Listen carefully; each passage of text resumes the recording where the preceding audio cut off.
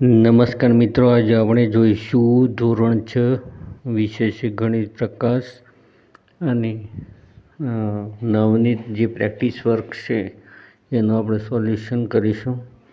તો પ્રકરણ છે 3 સંખ્યાની રમત, અને આ પ્રકરણ 3માં આપણે પ્રશ્ન નંબર 3 અને 4 જે ખાલી જગ્યાઓને ખરા ખોટાઓનો આપેલો છે તેનું સોલ્યુશન કરીશું. વિડીયો ગમે તો લાઈક, કોમેન્ટ અને શેર કરજો, તેમજ ચેનલને સબસ્ક્રાઈબ કરજો. Thank you so much. તો ચાલો જોઈએ. તો નીચેના વિધાનો ખરા છે કે ખોટા એ તમે જણાવો. તો મિત્રો, અહીંયા સુપર સેલ વિશેનો છે પહેલો પ્રશ્ન. તો સુપર સેલ હંમેશા ગ્રીડમાં સૌથી નાની સંખ્યા હોય છે. તો આ વિધાન કેવું છે? ખોટું છે. કેમ કે સુપર સેલ એ સૌથી મોટી સંખ્યા હોય છે. તો મિત્રો, આગળ અને પાછળની અને ઉપરની અને નીચેની આપણી જે સંખ્યાઓ સાથે તુલના કરીએ છીએ તેમાં સુપર સેલ જે હોય છે કેવી સંખ્યા હોય? સૌથી મોટી હોય છે. હવે બીજા નંબરમાં છે કે સંખ્યા રેખા પર 19,000 એ સંખ્યા 18,000 અને 20,000ની વચ્ચે હોય છે. તો આ વિધાન ખરું છે. કેમ કે જ્યારે આપણે સંખ્યા રેખા બતાવીએ છીએ ત્યારે ચડતા ક્રમમાં સંખ્યાઓ હોય છે, એટલે કે 18,000, પછી આવશે 19,000 અને પછી આવશે 20,000. એટલે કે 19,000 એ આ બે સંખ્યાઓની વચ્ચેની સંખ્યા છે. તો વિધાન કેવું છે? ખરું છે. ત્રીજા નંબરમાં જોઈએ તો પેલિન્ડ્રોમ સંખ્યા એવી સંખ્યા છે કે જેને 11 વડે ભાગી શકાય છે. તો મિત્રો, પેલિન્ડ્રોમ સંખ્યાને 11 વડે ભાગી શકાય એવું બધી બાબતોમાં, બધા કેસમાં શક્ય હોતું નથી. તો આ વિધાન ખોટું છે. કેમ કે આપેલ સંખ્યાને તેને ઉલટાવેલ સંખ્યાનો સરવાળો કરતો પેલિન્ડ્રોમ સંખ્યા મળે છે. તો પેલિન્ડ્રોમ સંખ્યા ક્યારે મેળવી શકાય છે? કે આપેલ સંખ્યાને તેને ઉલટાવેલ સંખ્યાનો સરવાળો કરો. એમ કરતાં તમે જ્યારે આગળ વધો છો ત્યારે પેલિન્ડ્રોમ સંખ્યા મળે છે. અને પેલિન્ડ્રોમ સંખ્યા એવી સંખ્યા છે કે આગળથી અને પાછળથી વાંચતા એક જ સરખી સંખ્યા દેખાય. દાખલા તરીકે 363, તો પાછળથી પણ 363 જ વંચાશે. તો એ પેલિન્ડ્રોમ સંખ્યા છે. તો આપેલ સંખ્યા અને તેને ઉલટાવેલ સંખ્યાનો સરવાળો કરતો પેલિન્ડ્રોમ સંખ્યા મેળવી શકાય છે. તો આ તો ત્રીજા નંબરનો જવાબ. હવે ચોથા નંબરમાં આપણે જોઈએ તો ત્રીજા નંબરનું વિધાન ખોટું. ચોથા નંબર જોઈએ 3 અંકની શક્ય સંખ્યાઓ 900 છે. તો આ વિધાન મિત્રો ખરું છે. કેમ કે 3 અંકની ટોટલ સંખ્યાઓ છે 999. એમાંથી 2 અંકની સંખ્યાઓ આપણે માઇનસ કરીએ તો આપણને મળશે 900. તો વિધાન ખરું છે. 5 નંબરમાં જોઈએ તો 1 થી 100 સુધીમાં અંક 9 એ 19 વખત આવે છે. તો મિત્રો, મોટે ભાગે 20 વખત અંક આવતો હોય છે 1 થી 100 સુધીમાં. તો અહીંયા 9, 19, 29, 39, 49, 59, 70, 79, પછી 90, 91, 92, 93, 94, 95, 96, 97, 98 અને 99 સુધી આપણે લખીશું.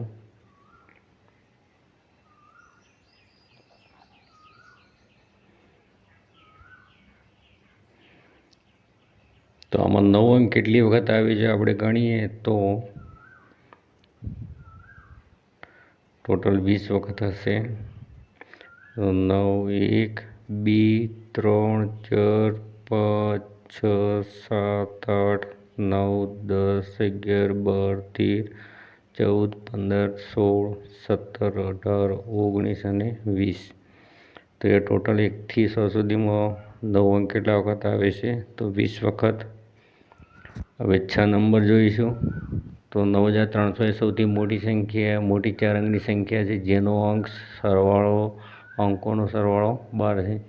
તો આ વિધાન પણ ખોટું છે. કેમ કે સૌથી મોટી સંખ્યા 4 અંકની છે 9,999, અને તેના બધા અંકોનો સરવાળો કરીએ તો 9 દુ 18, 9 23, 9 ચોક 36 થશે. તો 4 અંકની સૌથી મોટી સંખ્યા છે 9999, એટલે કે 9 વત્તા 9 વત્તા 9 વત્તા 9, એટલે કે 9 દુ 18, 9 23, 9 ચોક 36, તો 36 થશે. તો આ વિધાન ખોટું છે, કેમ કે 9300 એ સૌથી મોટી 4 અંકની સંખ્યા નથી. 7 નંબર, કોલાદ અનુમાન બધા ઘન પૂર્ણાંકોને લાગુ પડે છે, તો આ વિધાન ખરું છે. પછી 5 અંકની સૌથી મોટી અને સૌથી નાની સંખ્યાઓનો તફાવત 4 અંકની સંખ્યા થાય, તો આ વિધાન કેવું છે? ખોટું છે. તો 5 અંકની સૌથી મોટી સંખ્યા છે 99,999 અને 5 અંકની નાની સંખ્યા આવશે 10,000. હવે આપણે તફાવત કાઢવાનો છે એટલે માઇનસ કરીશું. તો 9 9 9 9 9માંથી 1 જશે 8, તો 89,999 આવે છે. તો એ 4 અંકની સંખ્યા મળતી નથી, એટલે કે 8મા નંબરનું વિધાન કેવું છે? ખોટું છે. તો એ 4 અંકની સંખ્યા લખી છે તફાવત કાઢવાની. જોઈશું 9 નંબર. તો સંખ્યા 100 પર કોલાદ અનુમાન લાગુ પડતા અંતે 1 ન મળે, તો આ વિધાન ખોટું છે મિત્રો, કે કોલાદ અનુમાનમાં અંતે આપણને શું મળે છે? 1 મળે છે. કોલાદમાં અંતે 1 મળે છે, તો વિધાન ખોટું છે. પછી 10 નંબર જોઈએ તો 30,000 એક વખત, 5,000 3 વખત અને 200 એક વખત ઉમેરતા 45,200 મળે છે. તો આપણે સરવાળો કરીએ 30,000, 5,000 3 વખત, એટલે આપણે એને સાઈડમાં લખીએ 5,000 ગુણ્યા 3, એટલે 5 તરી થશે 15,000. તો 30,000માં 15,000 આપણે એડ કરીએ વત્તા 200, એટલે ટોટલ થશે 45,200.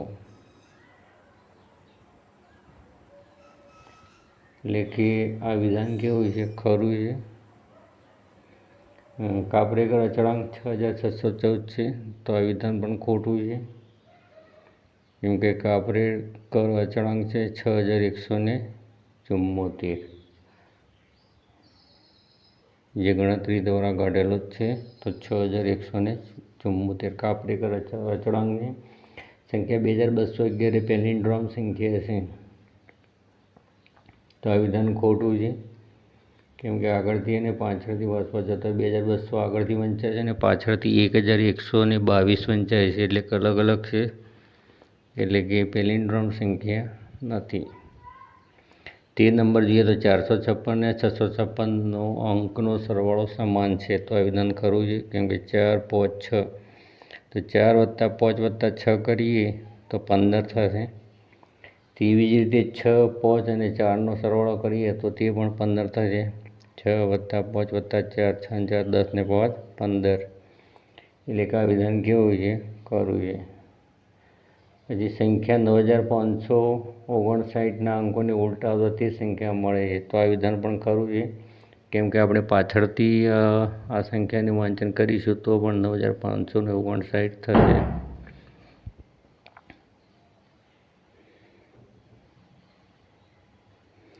એટલે આ વિધાન ખરું છે. પછી 15 નંબરમાં જોઈએ તો 0015 એ સૌથી નાની 4 અંકની સંખ્યા છે, જેનો અંકનો સરવાળો 15 થાય છે, તો એ વિધાન ખોટું છે, કેમ કે 4 અંકની સૌથી નાની સંખ્યા થશે 100, અરે 4 અંકની સૌથી નાની સંખ્યા થશે 1000, અને તેના બધા અંકોનો સરવાળો કરીએ તો 1 થશે. 1 વત્તા 0 વત્તા 0 વત્તા 0 એટલે 1 થશે.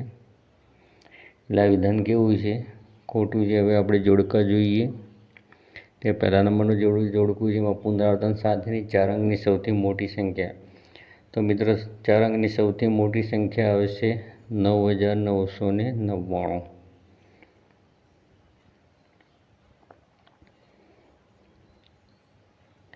ચાર અંકની સૌથી મોટી સંખ્યા 9,999 છે. બીજા નંબરમાં છે કે 5 અંકની સૌથી નાની એકી સંખ્યા. તો મિત્રો 5 અંકની સૌથી નાની સંખ્યા આવશે 10,000. હવે એકી સંખ્યા કીધી છે એટલે 10,000 પછી શું આવશે? 10,001. તો એ સૌથી નાની એકી સંખ્યા થઈ જશે, કેમ કે 10,000 એ બેકી સંખ્યા છે. 10,000 પછી 10,001 આવશે, તો એ 10,001 એ શું છે? એકી સંખ્યા. તો 5 અંકની સૌથી નાની સંખ્યા આવે છે 10,000, અને 5 અંકની સૌથી નાની એકી સંખ્યા કહેવામાં આવે તો 10,001 આવશે. ત્રીજા નંબરમાં છે કે પેલિન્ડ્રોમ સંખ્યા છે તો 6,776, કેમ કે પાછળથી આપણે એનું વાંચન કરીશું તો 6,776 જ વંચાશે, એટલે કે તે પેલિન્ડ્રોમ સંખ્યા છે. 4 નંબરમાં છે કાપરેકર અચળાંક, તો કાપરેકર અચળાંક છે 6,174. 6,174 કાપરેકર અચળાંક છે. 5 નંબરમાં જોઈએ તો 5 અંકની સૌથી મોટી બેકી સંખ્યા, તો 5 અંકની સૌથી મોટી સંખ્યા છે 99,999. હવે બેકી સંખ્યા કીધી છે 99 જગ્યાએ આપણે 98 લખીશું, તો 99,998 5 અંકની સૌથી મોટી બેકી સંખ્યા થઈ જશે. હવે આપણે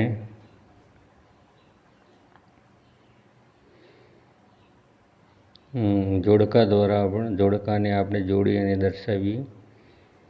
તો પહેલા નંબરનું જે વિધાન હતું તો પહેલામાં સી આવશે, બીજા નંબરમાં આવશે ડી, બીજાને ડી સાથે જોડો, ત્રીજાને ઈ સાથે જોડો,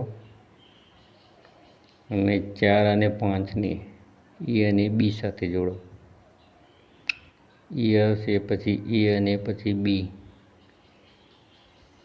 એટલે કે સી ડી ઈ એ બી.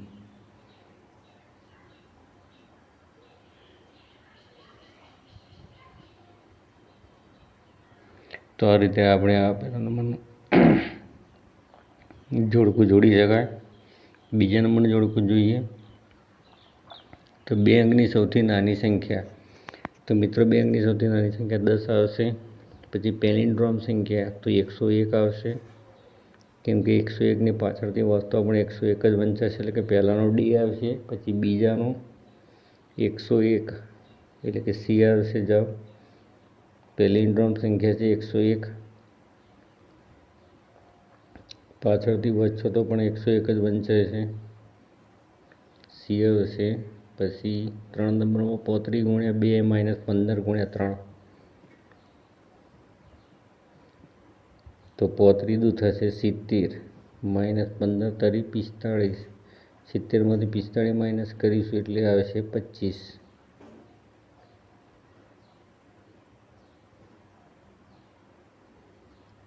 એટલે કે અહીંયા આપણે ઈ સાથે જોડીશું 3 નંબરને.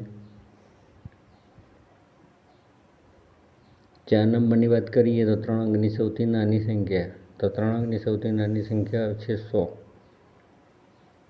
અને 5 નંબરમાં જોઈએ તો 6,000 + 900 - 400,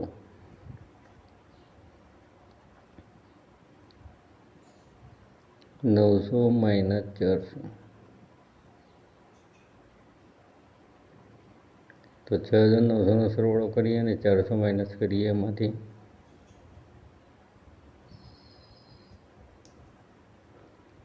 તો 6,000 + 900 એટલે 6,900 થશે. તેમાંથી આપણે 400 માઇનસ કરીએ એટલે 6,00500, એટલે કે 5 નંબરને આપણે જોડીશું બી સાથે.